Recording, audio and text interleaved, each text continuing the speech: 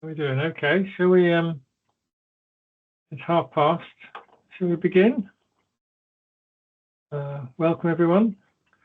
Okay, I don't think there are any instructions particularly, are there, Julie? Nobody? No. No. No, okay. Apologies for absence. We've got apologies from Sarah, John Jarvis, Janine Lewis, Tom O'Kane, Tina Dunn, Anne Jumber, and apologies for lateness from Deborah. That's fine. Is it Deborah's last meeting? This is Deborah Alcock-Tyler, who's... Oh, not Edwards, yeah, I think, right? Yeah, Debs Edwards has stepped down from being a governor, yeah, so she's not attending this meeting. We're waiting for Reading Borough Council to let us know their new representative. Okay. Thanks for that. Okay, so item 3, declarations of interest. Any changes? No? Minutes of the last formal meeting, which I think was the 6th of March. Any corrections, please? No? Okay, so we go straight on to item 5, which is the National NHS Staff Survey results. And Steph, I see, is there. So Steph, over to you. Thanks, Martin. Hi, everyone. For anyone that doesn't know me, my name's Steph Mokes. I'm the Health, Wellbeing and Staff Engagement Lead for Berkshire Healthcare. And you've got me for the next 2 items, I believe. So sorry, you'll get a bit bored of my face. So I'm just going to present the staff survey results first of all. Just check you can all see that. Yeah, that's fine. Fantastic. Okay, so the staff survey results. So the staff survey took place in September to November 2023. We get the results sort of the end of 2023, early 24, but then they're not released until February, March 24, where we can then release them to the public. So this has been the first Council of Governors meeting we've been able to present them at since the embargo was lifted. Our response rate is looking really good. It went up another 2% this year. So that's 67% of people telling us how it feels to work at Berkshire Healthcare, which is really good. It remains 15% above the average. And when I talk about the average for this, it's always against our comparator group, which is 51 mental health, the learning disabilities community combined trust. So there's 51 of us within that group. And we were the 3rd top response within that comparator group. The top was 68.7, so we're pretty close to topping that out now. Our engagement score is 7.45, so it's remained pretty steady for the last 3 years. We're still achieving alongside someone else 7.45, so there's 2 of us that have had that sort of top score within our group, and we're the top score within our 2 ICSs. And 5th top nationally. So we're doing very good within that engagement score.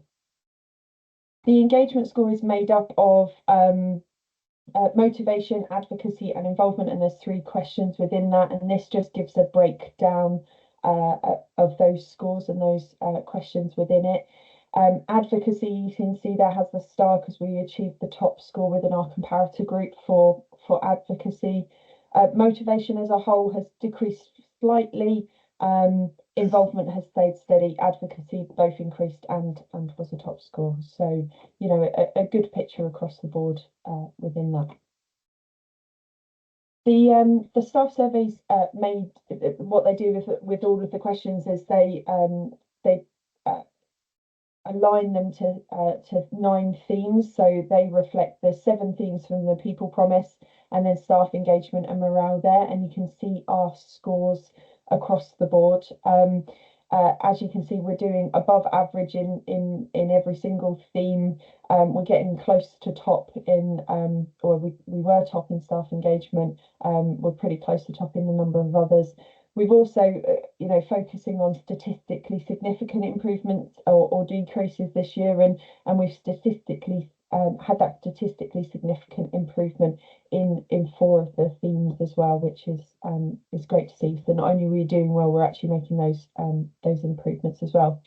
You'll see the star there on We Are Safe and Healthy. There was a data quality issue some of the results, which means that score was to be confirmed. They just released it last week when I was off on leave, so I've just had a look at it this morning, and it does look like our score is very, very similar to the score that's here. We're within, I think it's like 6.54 or something. So we're very, very close. So I'll be looking at that in more depth over the next couple of days. But it doesn't look like that data quality issue had much impact on us. So top scoring questions this year. You can see those on the screen, just picking up on a couple of them. So those three with the green arrows means we had the statistically significant improvement within those scores. So not only are we achieving top within our comparator group, we've also had a statistically significant improvement. Recommending the organisation as a place to work, we've had the top score for this for the last 5 years now. And the team that I work in has a set of shared objectives, has been top for the last 6 years, which I think really reflects the work that's done with sort of plan on the page. And what I really like when you look at those top 2 questions, and I think it links in nicely with the trust mission. So a great place to give care and a great place to get care. And you know, if our staff are saying the care of patients is my organisation's top concerns, and the third one, I recommend it as a place to work, that really links in nicely there with the trust mission.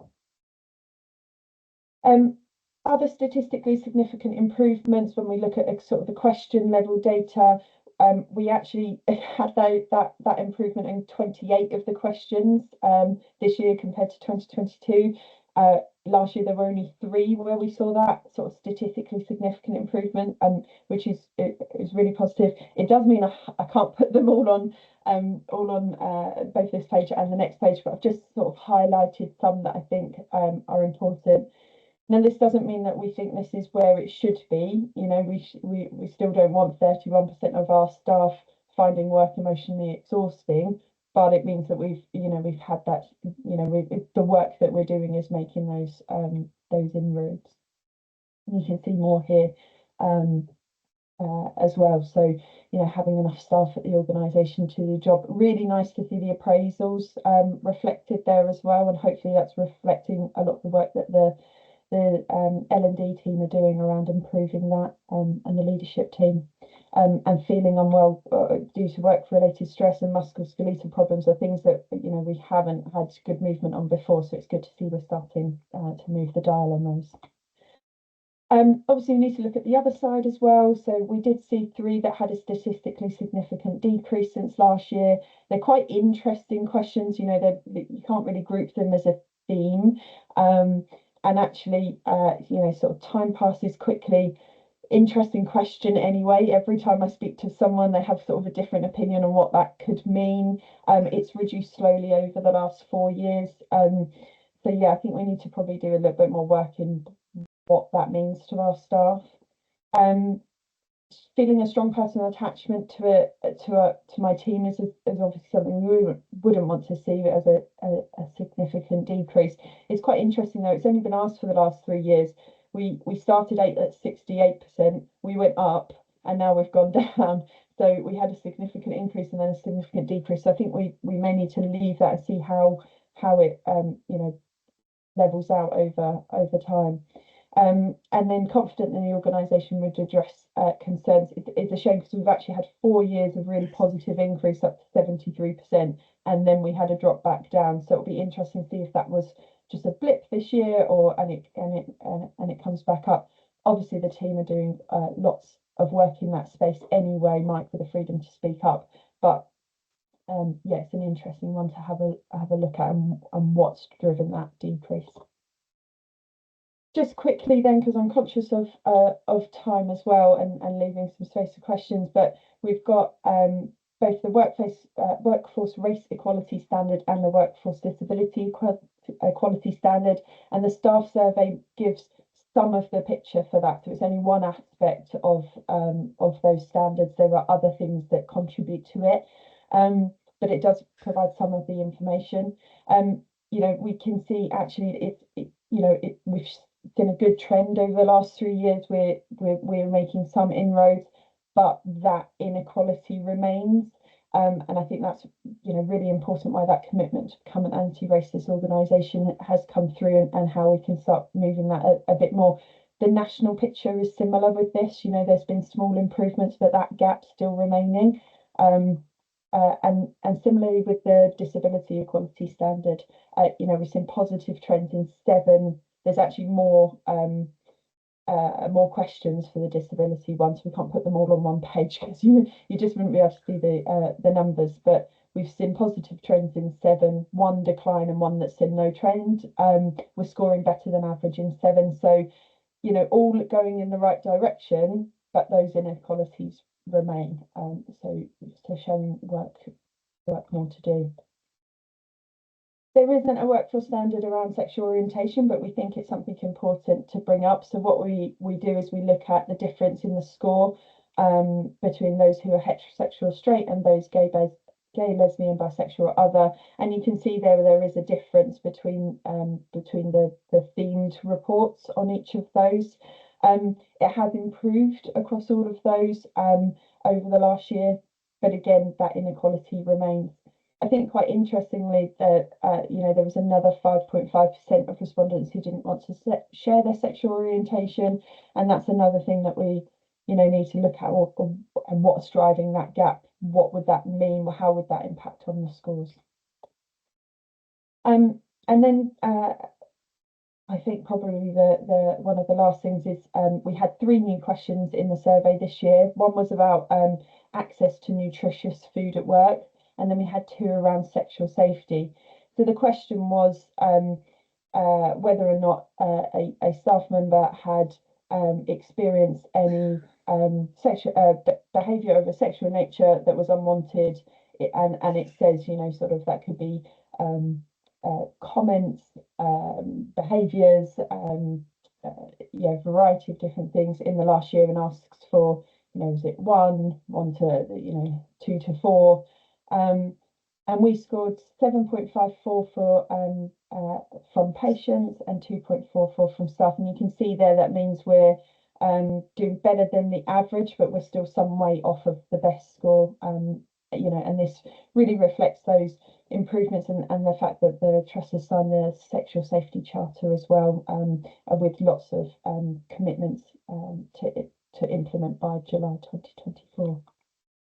I think the rest looks at sort of the focus areas now. So, it indicates that the work that's happened over the last, few years are having that positive impact. I think it's, sort of that iterative work, but continuing to work on those things. We still haven't got to the top of everything.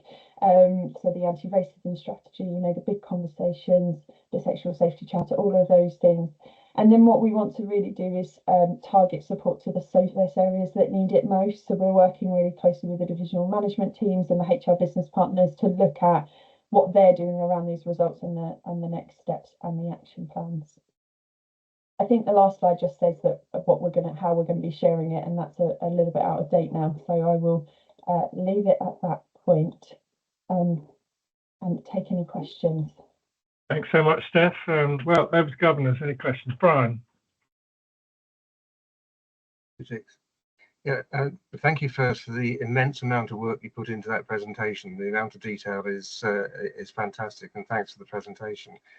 My question relates to one of those areas of statistically significant decline, and that's the confidence that the Trust would deal with unsafe clinical practice. It's down from, 73 to 70.6. Now, you touched on that as an area of work. Could you just expand a little bit more on just how does the Trust take a statistical change like that and look behind it to try and find the root causes? Because it may be a one-off, as you say, it may not, we don't know, but how do you go about tackling that?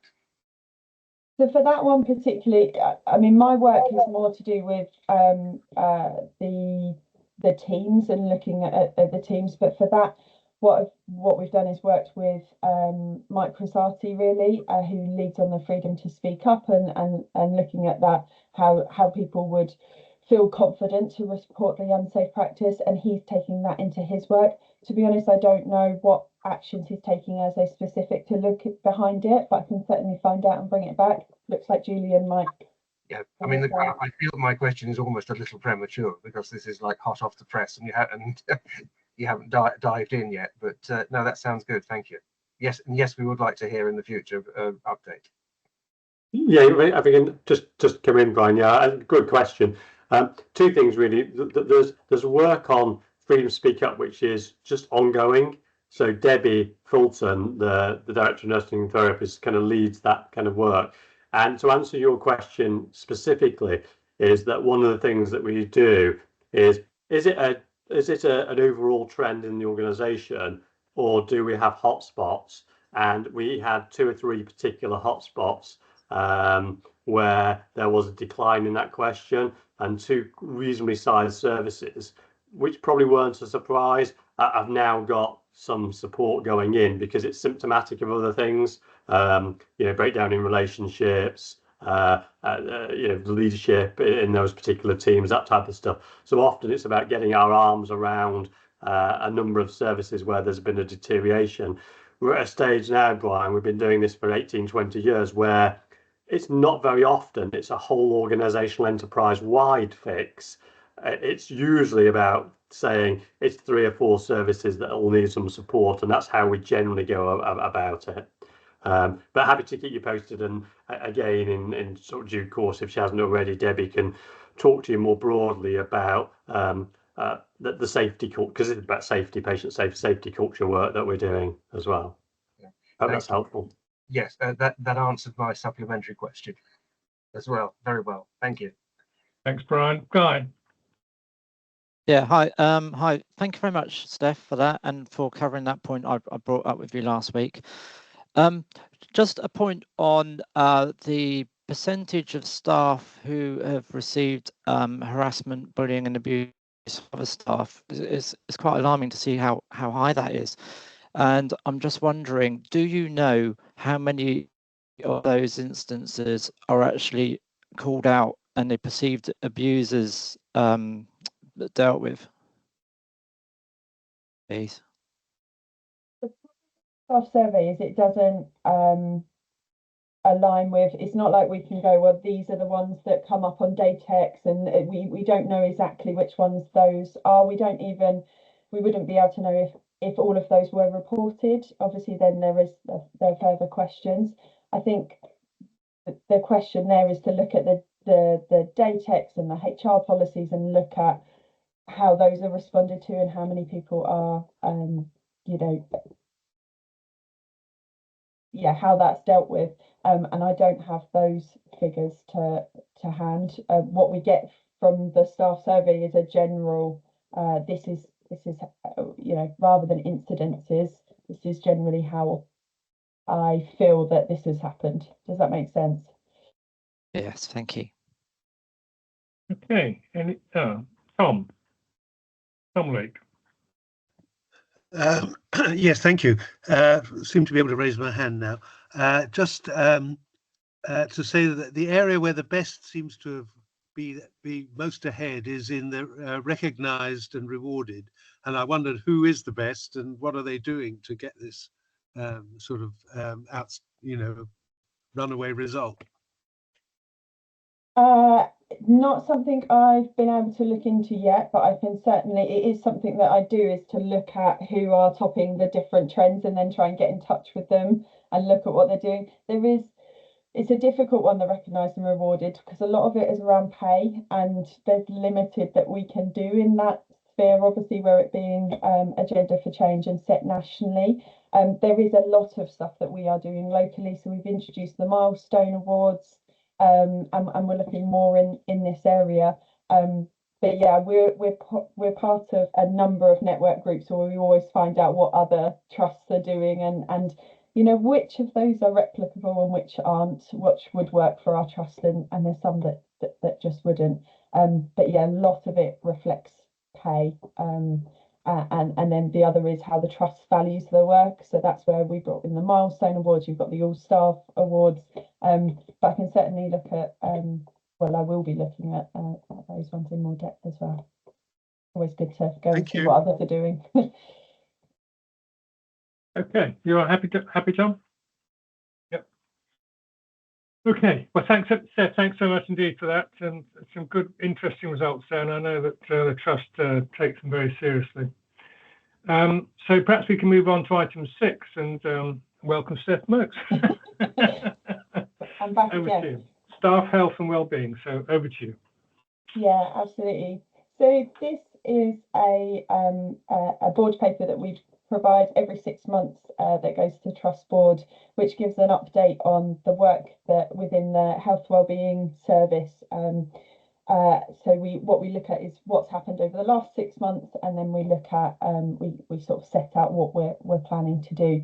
Now, I'm conscious, unlike the staff survey one, which is a very nice presentation, this is quite wordy and quite heavy. So what I thought I'd do instead is hopefully most people who have read some of it and just pick up on some key points, if that's okay, rather than I'm conscious of time otherwise.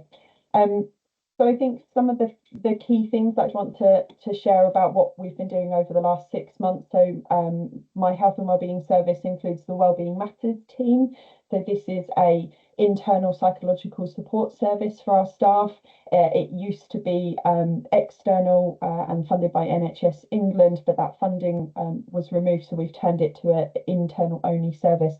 We're kind of only just I think we were probably a year into that internal only service, and the first 6 months were sort of sorting out you know, the consultation and moving staff across. But I think already in that time we've seen some really positive outcomes.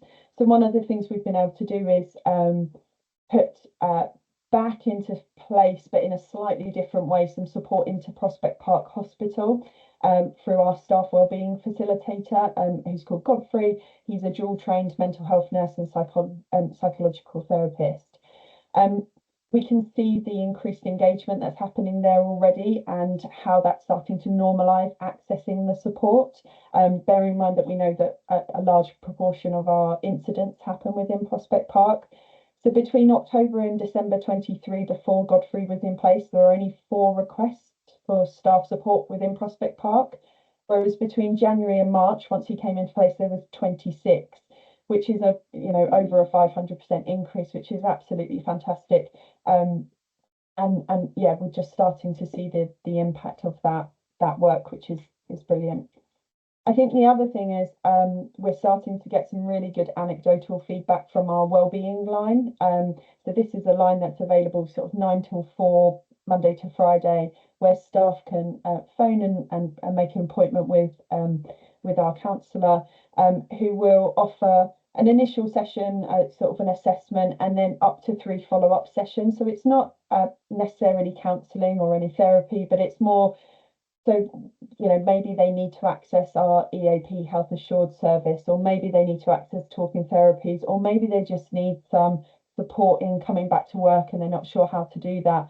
And being able to offer both that assessment and that follow-up, we're getting some really good anecdotal feedback around staff remaining in work rather than going off sick, or staff coming back from sickness, and that's some data that we're starting to capture now.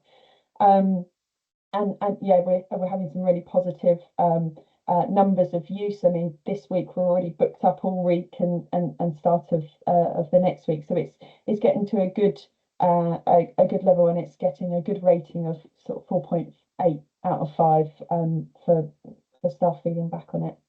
So just picking up on those two as well. Something that is you know, potentially not so positive is the news around Health Assured that was in the BBC File 4 investigation. We've been really working. We've been working with Health Assured really closely even before this. We had, I mean, the joys of having an internal psychological service means we can actually hold them to account a little bit more anyway, because we were struggling, like when we were referring them for staff for bereavement counselling, that wasn't coming through, so we were able to talk to them and challenge them on some of the sort of clinical decisions that they were making and just clarify, so that we're making sure the staff are getting the best experience. So we've gone out for additional feedback from our staff. It was we had an additional actually gone up to 11 now feedback. 2 of those were actually positive. They were actually staff feeding back, we've had a really positive experience with Health Assured, and 9 were less so, and they were a mixed bag. Some of it was around the admin of it, and some of it was around the counselling. So we're continuing to work really closely with Health Assured. We do have a year on our contract, and this ties into the next thing that I'm going to be talking about our review and how we go forward with that. But yeah, I guess it was just to provide some reassurance that we're keeping on top of it, and we're really using the wellbeing line as well to make sure that if staff don't place in Health Assured, then we make sure they place somewhere else. Our only concern is those that go straight to Health Assured because they don't want to come to Wellbeing Matters because it's internal. So we're looking at how we pick that up, and that was one of the reasons we went out with the trust-wide comms, so that people knew that they could contact me, and I can support them with that. So that was Health Assured. And then I think moving the thing that I talk about for our going forward is that we'll be undergoing a review of all of our health and wellbeing service and the support that's offered. So it's something that we've had, how do we make sure this is fit for purpose? How do we make sure it's value for money? And we're going to do a big review of everything that we've got. We've kind of built it slowly over the last 5 years that I've been in the trust. And actually we need to do a bit of review of, okay, are there any contracts that are overlapping? Are there anything that we could do differently? So that ties in with Health Assured. That's why we've gone with that year with them, because actually maybe we could do this in a completely different way. How do we make sure we're not duplicating with organisational development that are providing team support as well, and just making sure it's as fit for purpose. One of the things that we're doing around that is we'll be going out to staff to get their opinions. So we've got a survey that will be going out in July, and then and that will be focusing on things like, did you know about the service? Because actually, if you don't know about the service, what value is it? Or did you know about it but you've never used it because you couldn't? Or all of those sort of things. And then what do they think is missing? So that review, and then following that up with some sort of focus groups and engagement with particular groups. So it might be around our networks or our managers, and engaging with them as well to really feed into that, as well as the data that we've already got on those services. So that's really going to be driving a lot of our work over the next 6 months, and making sure that we come out of it with a model of health and wellbeing that is fit for purpose and meets the needs of our staff, with a plan of, okay, and what else do we want to do after that, because we realise we can't do it all in the immediate future. So those were the sort of key points that I'd want to bring out of that. There is obviously a lot more, so hopefully if you've got any questions about particular bits, but yeah, the 12-page document's probably going to be too much to go through all in this space. Thanks, Steph. That's great. Thanks so much. Questions from governors? Any comments, questions? I think you can see the trust is trying to put in place quite an extensive wellbeing support program for staff. Everyone happy? Okay, in which case, Steph, thanks very much, as always, for a very good presentation. Thank you, and we'll move on to item 7, committee steering groups. Thanks, Steph. Brian, membership? Yes, I've got nothing to add to the report. The only thing that's a milestone that's been a long time in coming, just through diary difficulties. I'm meeting with Kathy Saunders and Frankie from Marcoms tomorrow at London House to look at some of the ideas that the MMPE committee have been playing with for a few meetings now. So that will take us a step forward. Thank you very much. Any questions for Brian? Thanks so much. What's the next one? Quality assurance. Sarah and Brian together, I think, but a very comprehensive report. Any comments or questions? Anything, Sarah, you want to raise? No? Okay. The next one then is living life to the full. Any comments or questions? Okay. All right. Thank you for those reports and the activity. Executive reports from the trust, item 8, patient experience quarterly report. Liz, We got Liz Chapman. Yeah, Liz is here. Hello, everyone. Hello. Good morning. Hello. Hello. Can't see you for some reason on my screen, but oh, I've got you. Brilliant. Thank you. Sorry, my Teams is playing up today. I do apologise. Thank you for having me. Okie doke. Here I've created a very, very brief slideshow to give an update on quarter 4 for the patient experience report.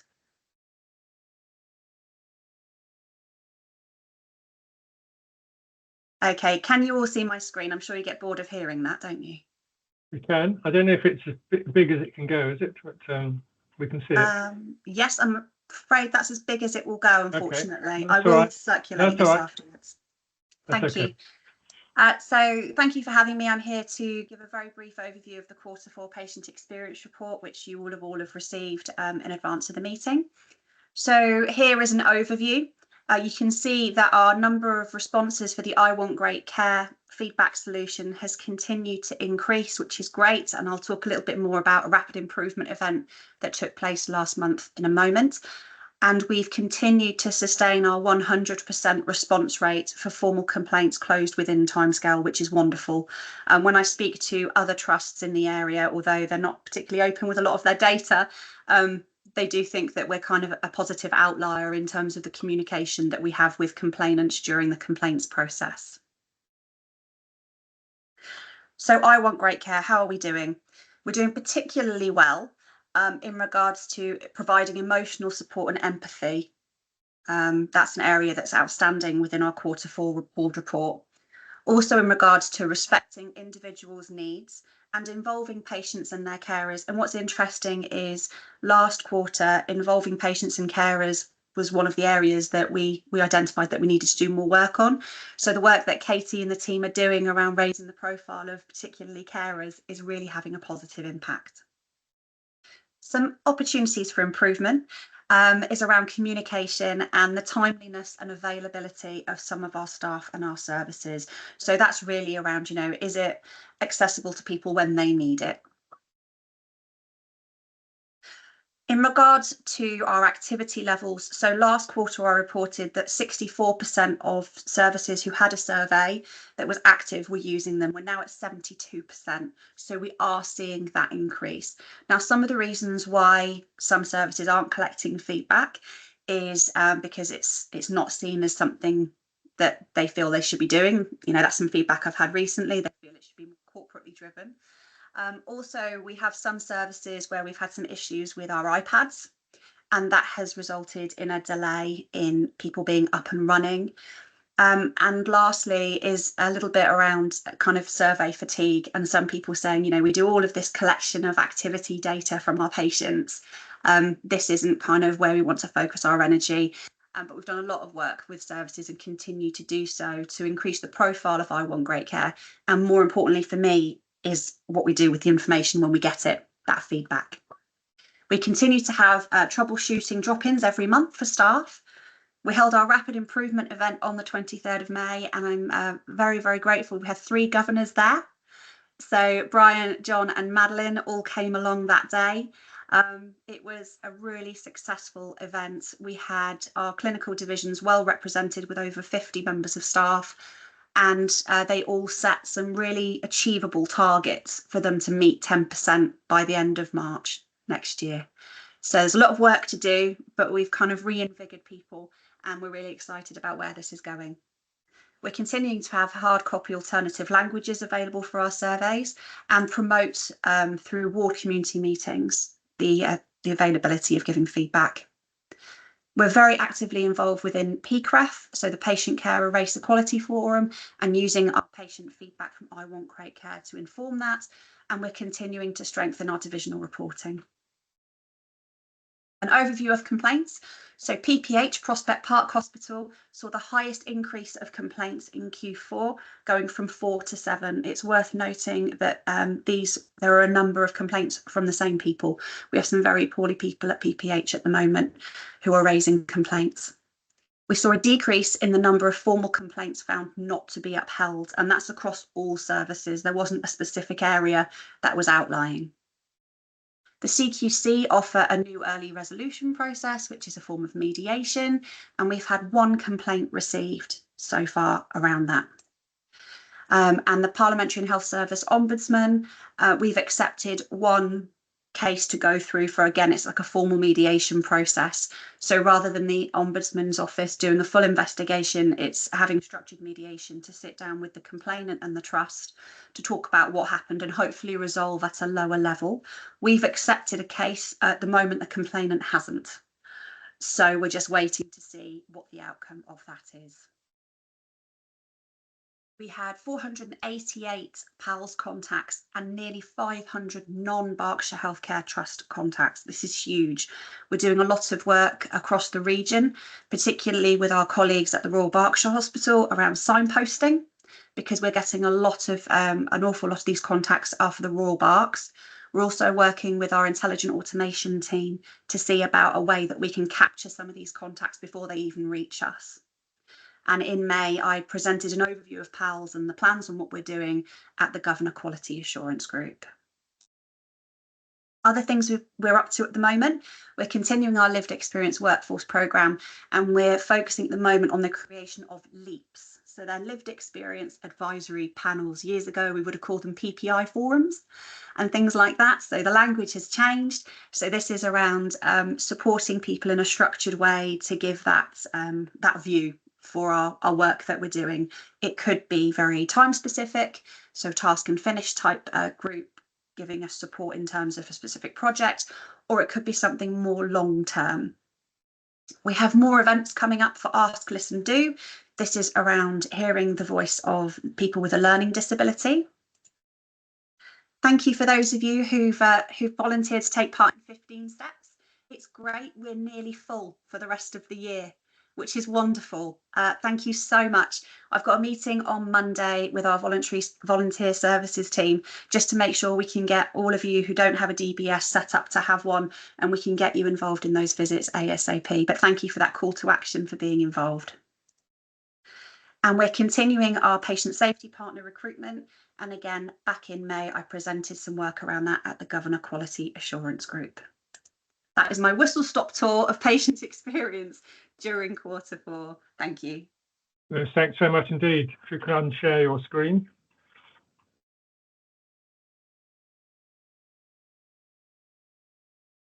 Okay, we have some questions. Brian and then Guy. Yes, mine's not a question, more a comment. That rapid improvement event was a really excellent and rewarding governor experience. And just to pick one takeaway from me from there was across the whole room and all delegates, the immense motivation and enthusiasm for pursuing continuous improvement. That was very impressive. Thank you, Brian. It was great to have you there. Thank you. I think the next actually is Ian. Sorry, Guy, you're third. I just a quick question. How are you recruiting people to the LEAPS projects or programs? So that's what we're looking at the moment, Ian. So one of the things we're looking at are people who've already expressed an interest through our membership. So people who have already said would like to be more involved with us. We're also reaching out to our volunteers, because we have people that volunteer for us that like to kind of up their involvement. The plan is we're going to go out to social media on this, and we're also going to speak to VCSE, so our voluntary sector and social enterprise colleagues as well. Obviously, if you'd like to give any input on how we can do this or would like to be involved, we're more than happy for you to be involved. Well, I would like to be, so I'd somehow include me. Of course, thank you, Ian. I'll pick up your email address from Julie, if I may. Thank you. Yeah, fine. Okay, cheers. Thank you. Thanks, Ian. Guy. Yeah, hi Liz, it's Guy here. I'm one of the staff governors. Thank you for your presentation. That was an eye-opener. Our PALS team's getting 500 inquiries which aren't ours. I have two questions, please. On our papers, pages 52, and it's the same point made on 55, I see that we score very low on continuity of care and smooth transitions. Now, I know that we're going through the transformation, the one team transformation, but I'm wondering what else as a trust we're doing to maybe improve that. And the other question I was going to ask is, I wonder if our central services, our administration teams like your area and finance and IT get compliments or complaints as well, please. Thank you, Guy. So in regards to your first question, I've had, funnily enough, a conversation in the last week with our children, families and all age services, because we're looking to get some people with lived experience in paid posts, particularly looking at transition, because we recognise particularly there it's a real struggle for people who use our services and their families. So we've had conversations in the past week to see how we can do that, specifically to look at that transition piece. And I know the One Team, as part of us all coming together for mental health services, that's also something that they're looking at. In regards to our compliments and complaints, yes, we do get them. They're not very many, unfortunately. We'd love to see more, Guy. We really, really would. And I'm more than happy to make an amendment to the report if you'd like, so we can capture some of our corporate feedback. In terms of compliments, it's not many, which is really unfortunate because you all do such a great job.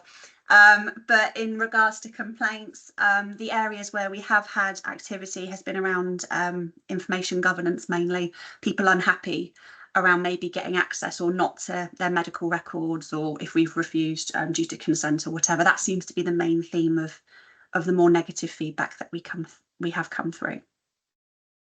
You're doing a fine job. You can count that as a compliment. Thank you. Thanks, Guy. Thanks so much, Guy. Tom.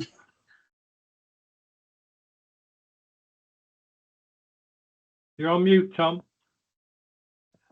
Sorry, just lost sound briefly. Just to say, with the surprise general election, just would like to know that we don't lose any MPs' questions, at least that might relate to individuals or so on. No, we still capture all of the MP inquiries that come through. We did receive some correspondence to say they wouldn't be picking up anything new, but they would be continuing with anything that was already received and open. And I can see Julian nodding. We absolutely are in contact with their officers. Okay, thanks very much, Tom. Okay, Liz, thanks so much as always for very, very clear reporting. Thanks for what you're doing. Thank you all. Take care. Right, Julian, performance report. Do you want to pick out any things or just take questions? No, I'll never be able to prejudge what the governors want to ask about this. So Okay. Let's just open the floor. It's a bigger report these days, covering more ground. So please, I'm just going to take it as read, Martin. That's fine. That's fine. Okay, over to governors. Any points you want to pick out from Julian's report?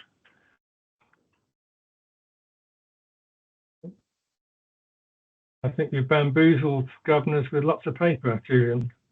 But, I'd say that they asked for more detail on some key things. I provided the detail, and we've hit the sweet spot. We should move on, Martin. Okay. Well, thank you very much. I think some of these performance reports, I particularly like personally the red, green, amber tabulated list of all the key parameters, because that's what we look at a lot at the board. It's a good sort of shortcut way in to see how things are going month by month. And so I just encourage governors to have a look when they've got time. Okay then, Julian, you've got off lightly. Item 9 is governor's feedback. This is really just a chance to feedback anything you want to, which isn't on the agenda so far, but don't feel obliged.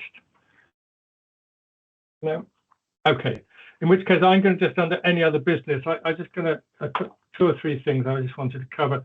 The first was just to remind governors that I have this additional role, which is chair of the Bob Recovery and Transformation Board, which is aiming to try and get to a satisfactory financial position for Bob as a whole, and also think about the future of the ICS and its relationships. I've only had 1 meeting, and looking forward to another one later this week. But I've also had a chance to interact with the chairs and chief executives of all the trusts in Bob, and I'm pleased to say that I've been invited to all their boards. I'm doing Royal Berks, I think, next week, and Oxford University Hospitals, and then Buckinghamshire, and also invited by Frimley Health, although they're not part of Bob, of course, are close partners of ours and indeed closely integrated with Bob.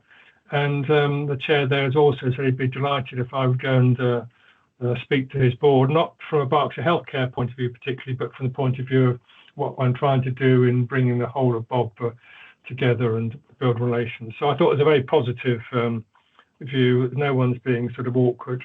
Doesn't mean to say there won't be challenges on the road, but I think at least at that initial level of relationships, it's a positive thing.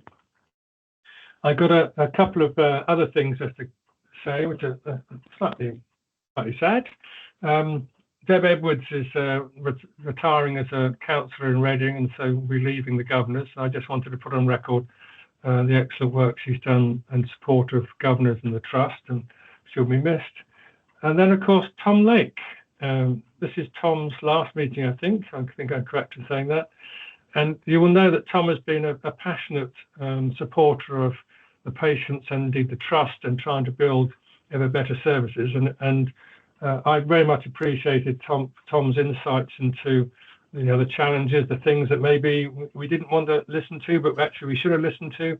And I think that's all very constructive and very open, and I'm delighted with that. So Tom, please accept our thanks for all you've done, and we look forward. I'm sure we won't miss you completely. I'm sure you'll be back in some guise to help us in the future.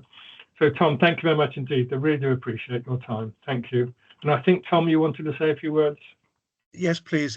Firstly, I'd like to say it's been a very good experience, very fortunate in having been a governor at this particular trust.